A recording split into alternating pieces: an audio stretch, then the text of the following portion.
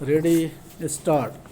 सभापति महोदय, जिस भावना से मैंने यह बिल पेश किया है उसके महत्व को सरकारी और विरोधी पक्ष दोनों ने एक मत से अनुभव किया है कि देश में बेकारी की समस्या एक भयंकर रूप धारण कर रही है और इसके कारण हमारे देश का विकास, चाहे वह सामाजिक हो, आर्थिक हो या सांस्कृतिक हो, रुका हुआ है।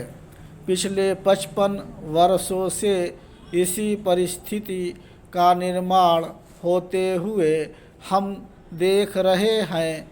मंत्री महोदय ने यहाँ पर अभी कहा कि राष्ट्रपति इस काम को नहीं कर सकते हैं क्योंकि यह उनके अधिकार के बाहर है।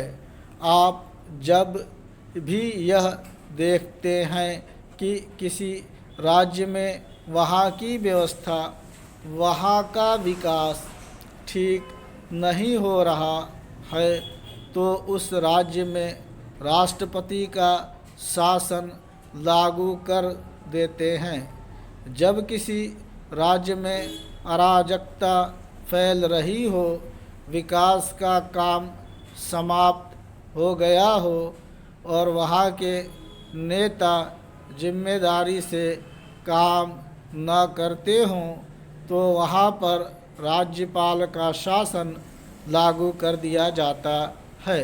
ऐसे अनेक उदाहरण हमारे देश में मौजूद हैं। इसी प्रकार हमारे राष्ट्रपति सबसे ऊंचे अधिकारी हैं और अगर देश में इस तरह की स्थिति काफ़ी समय तक चलती रही तो राष्ट्रपति को आपातकालीन स्थिति में इस देश की सुरक्षा के लिए, इस देश की प्रगति के लिए सारी जिम्मेदारी अपने हाथ में ले लेने का अधिकार है। हमारे भाइयों ने बहुत से उदाहरण दिए कि राज्यों में संयुक्त सरकारें नहीं चली, लेकिन उसके पीछे राजनीतिक मामले थे। अगर कोई राजनीतिक पार्टी जिम्मेदारी से काम नहीं करती तो संविधान में यह स्पष्ट है कि उस राज्य की सारी जिम्मेदारी राष्ट्रपति की है। मैं आपको एक उदाहरण देना चाहता हूँ। संविधान में आदिवासी हरिजनों की उन्नति के लिए प्रण किया गया था कि 10 वर्ष में उनकी सामाजिक तथा आर्थिक स्थिति को सुधार देंगे, लेकिन यह सरकार उसमें भी असफल रही।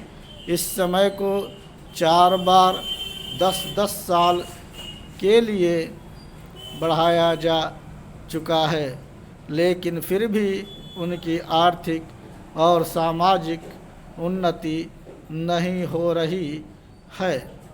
इसमें यह सरकार बिल्कुल असफल रही है।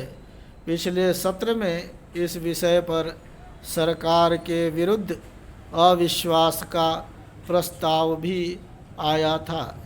इसलिए मेरा कहना है कि भारत में इस समय जो बेकारी की समस्या है वह इस ढंग की समस्या है जिसके रहते सारे देश को उन्नत बनाने की व्यवस्था पर हम सोच रहे हैं।